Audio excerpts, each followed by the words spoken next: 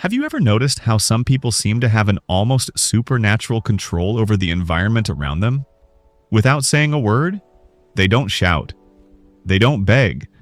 They simply withdraw and suddenly everything changes. The energy shifts, people start to question, to chase after, to feel. Now imagine if you did the same, if you stopped reacting immediately to everything, if you chose silence instead of the automatic response, retreat instead of explosion. What do you think would happen? That's where the point lies. When you stop being always available emotionally, physically, psychologically, the world around you goes into crisis because people are used to controlling you through your reactions, through your impulses, through your predictability. But the day you choose to withdraw, the game changes, and those who thought they knew, you realize they know absolutely nothing about you. Carl Jung said, "Everything that irritates us about others can lead us to a better understanding of ourselves." Now think about this: when you become inaccessible, who really gets desperate, who gets irritated, who tries to provoke you just to elicit some emotion back. This reveals more about the other than about you, and it mainly reveals how much you are still being manipulated without realizing it. You keep giving yourself to please, to maintain peace, to not lose people who deep down were never really with you, and with every forced yes, every immediate response, every emotional reaction, you give away a piece of your energy. And at the end of the day, what's left? Tiredness, frustration, and emptiness. You can't explain, but I'll tell you why: because you are too available for those who don't deserve even a minute of your silence. This video is not about turning your back on the world, it's about choosing yourself.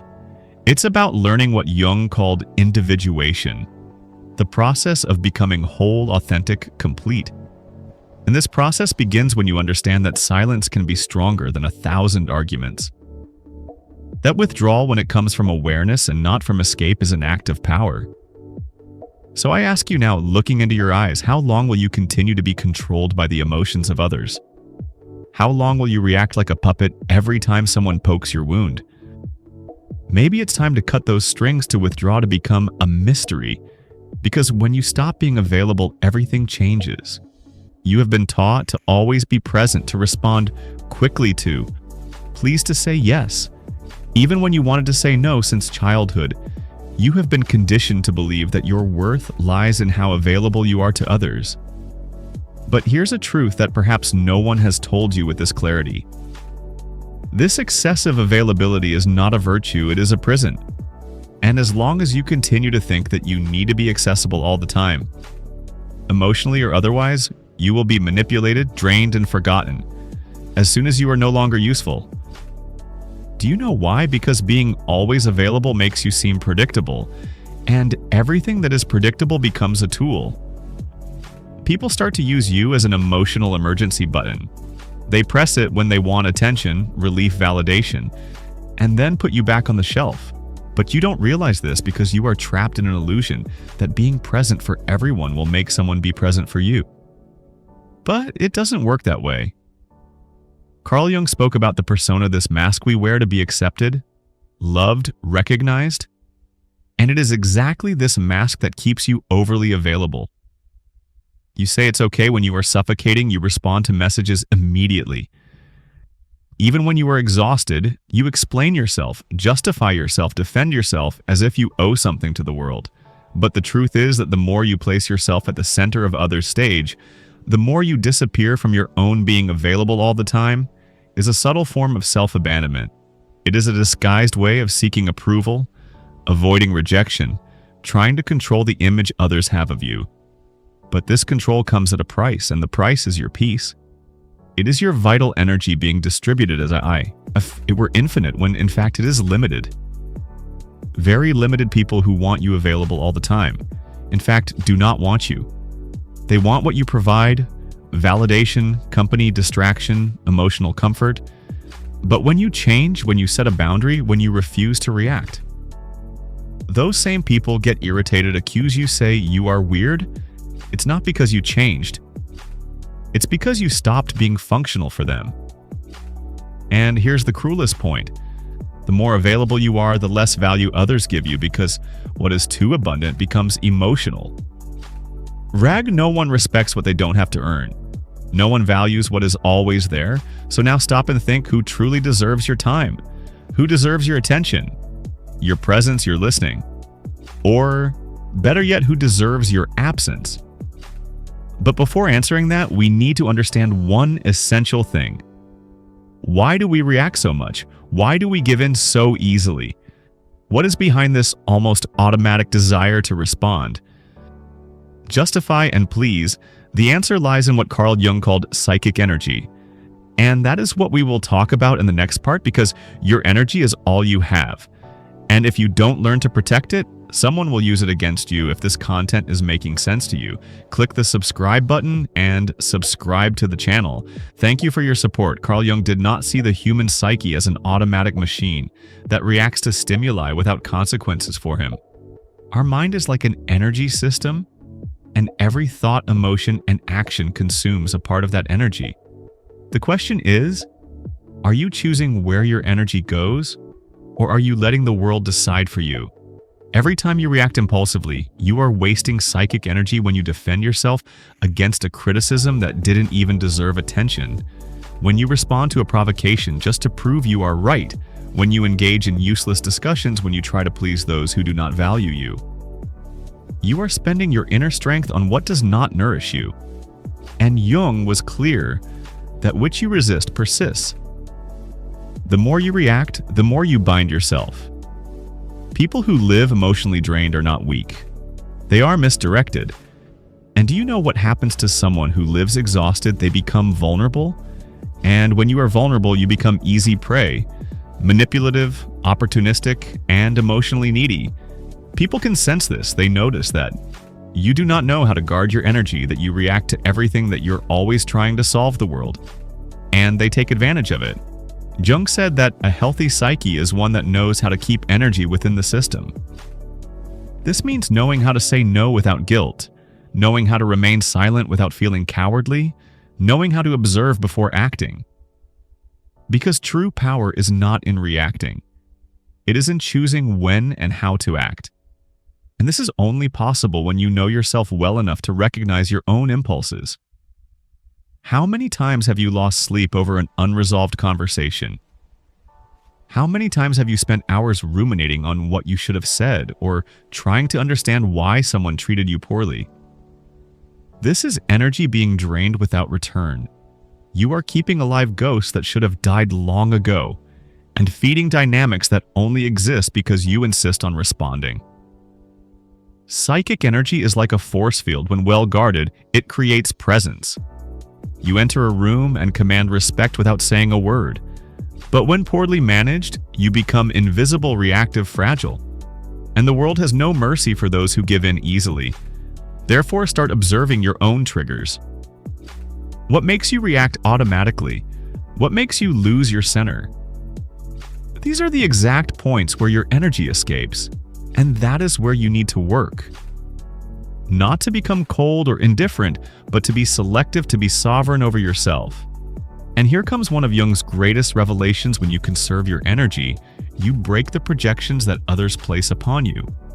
And that bothers a lot, because now we are entering a dark territory of silent manipulation. In the next part, we will explore how opportunistic people feed off your energy and why your unavailability completely disarms these games. Get ready to look into the eyes of those who have always drained you without you realizing it. You think you are in control. You believe your reactions are conscious choices, but the truth is darker. Most of your emotional responses are programmed, and those who understand this manipulate you easily. Opportunistic people don't need to raise their voices, threaten, or force situations. They just trigger the buttons you've left exposed, and you react always. Carl Jung called this projection the psychological mechanism through which people project onto others what they cannot see in themselves. But there is another side to this phenomenon that few notice while others project onto you. You also become the receptacle for these images. And the more emotionally available you are, the more you become a blank canvas for these projections. You know, that friend who only reaches out when they are in crisis. That partner who always needs you to save the day. That person who praises you, but only as long as you are useful to them. None of this is by chance. They are not relating to you. They are relating to the idea of you, to the role you agree to play. And why do you agree? Because you are afraid of disappointing, afraid of not being loved, afraid of being abandoned. The most effective manipulation doesn't happen in shouting. It happens in the silence of guilt when you feel that you owe something to the other. When you believe you need to be available, need to help, need to understand even when it destroys you inside. And here's the central point: the manipulator doesn't need to control you. They just need you to keep reacting the same way. But when you stop reacting, the game breaks when you start saying no, responding with silence, withdrawing. Instead of explaining yourself, the projections begin to crumble. The mask they put on you falls, and this leaves people unsettled because they no longer know who you are. And worse, now they are forced to look at themselves, and not everyone is prepared for that. Your unavailability is a threat because it forces others to confront their own emptiness. The silence you offer reveals the internal noise they don't want to hear, and then comes the attack. The criticism, the emotional drama, not because you are wrong, but because you stop serving as a convenient mirror. Jung said, "We do not become enlightened by imagining figures of light, but by making the darkness conscious when you withdraw." When you stop feeding the cycle, the other's shadow begins to emerge, and this is unbearable for those who have always used you as an escape. But what about you? Are you ready to deal with the discomfort of being misunderstood, rejected, or even attacked? For protecting yourself, are you ready to endure the silence that comes after the rupture? Because it is precisely in that silence that a new kind of power is born, and that is what we will talk about now. In the next part, you will understand why silence can be the most devastating weapon of the human psyche, and how it completely changes the dynamic between you and the world. The modern world is noisy. Everyone wants to be heard, wants to respond quickly, wants to win pointless debates and prove their point, even if it costs them their own peace. But there is a power that few know, and even fewer master: the power of silence.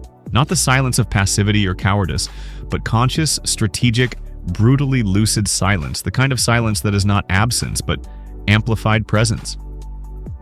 Jung saw silence not as a void, but as a fertile ground for inner transformation. When you stop reacting, you begin to observe, and by observing, you see patterns that previously went unnoticed. Emotional repetitions, manipulation games, cycles of self-sabotage. Silence allows for lucidity, and lucidity is dangerous for those who live to control.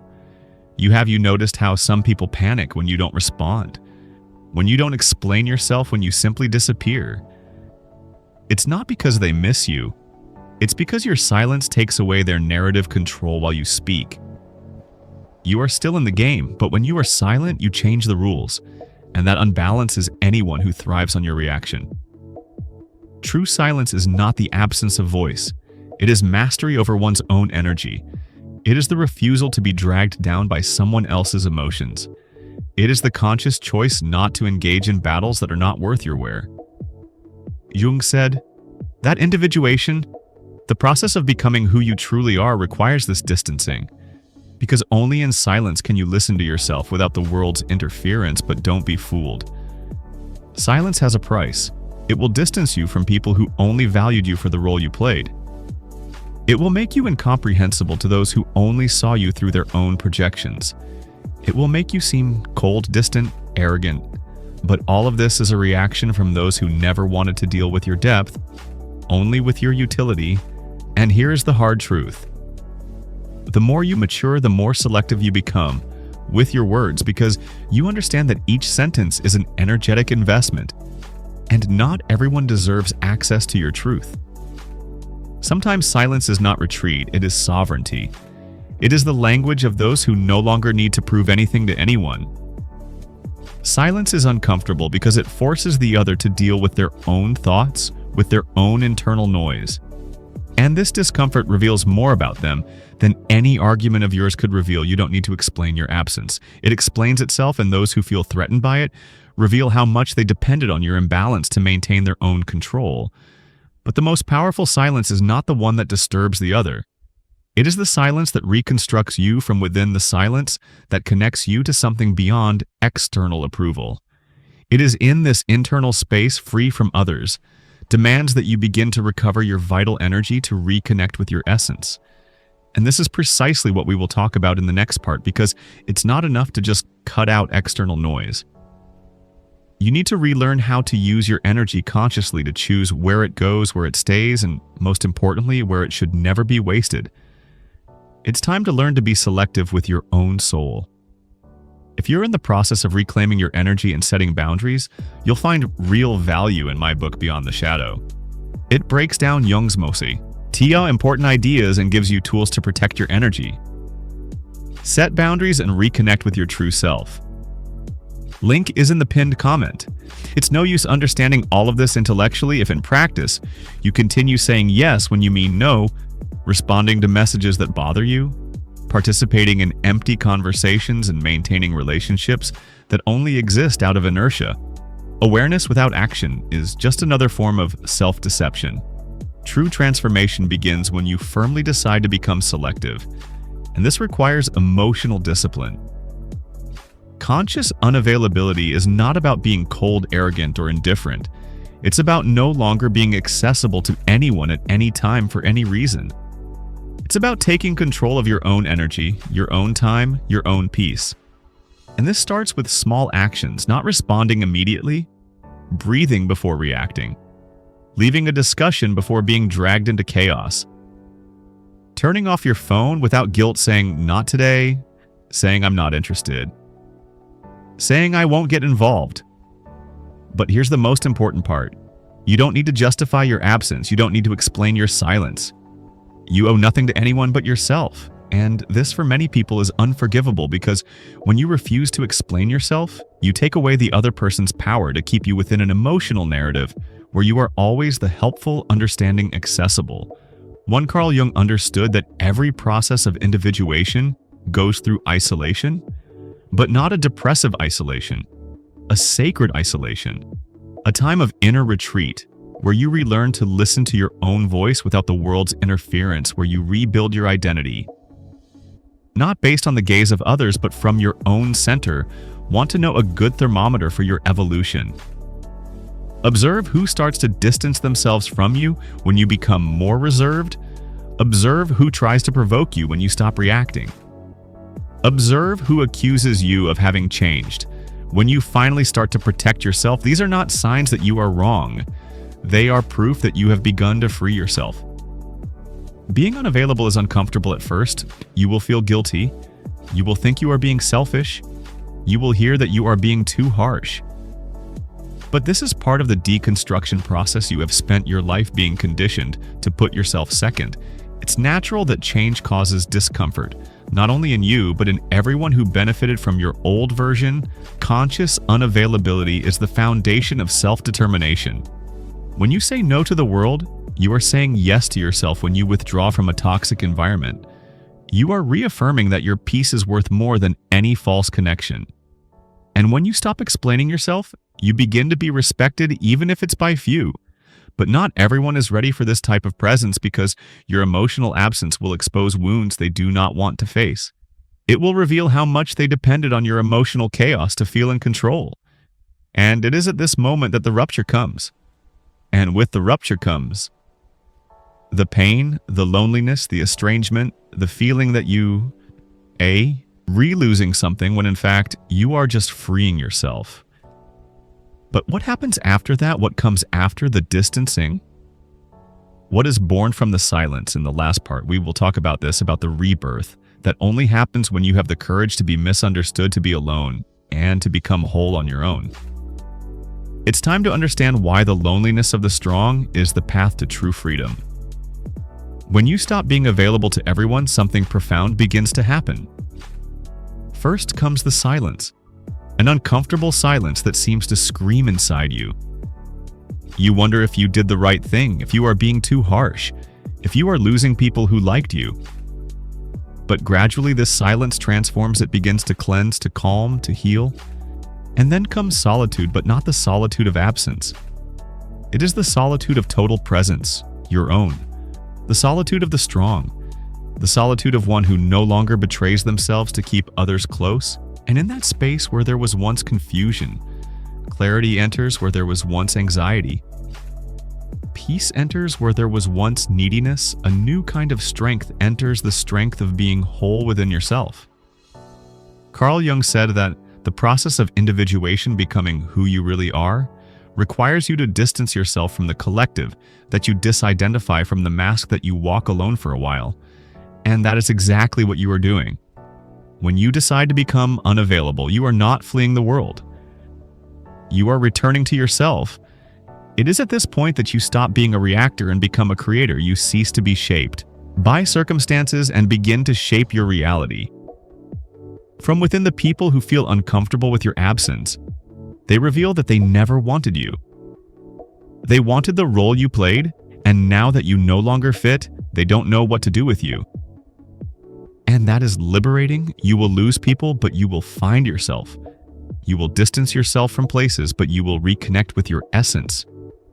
You will become misunderstood, but finally you will begin to be respected, because when you are no longer available for anything, you become valuable, rare, unforgettable, and don't be fooled. This is a rebirth, a new beginning, the start of a life where you are no longer available for emotional crumbs, for mind games, for voids disguised as affection. Now you only accept what resonates with your peace, with your truth, with your wholeness. And if you have made it this far, it's because a part of you is already ready for this new path. A part of you has already understood that being loved means nothing. If for that you have to abandon yourself, and that true self-love begins when you choose yourself, even if it costs you to be alone for a while. Now tell me, in the comments, are you ready to be misunderstood, rejected, or even hated? In the name of your inner freedom, are you willing to pay the price of being you? If this message touched you, if it made sense, write in the comments, "I choose my peace." Let's see how many here are ready for this transition. And don't forget, keep watching the next video. It's important, much more than you imagine. See you there.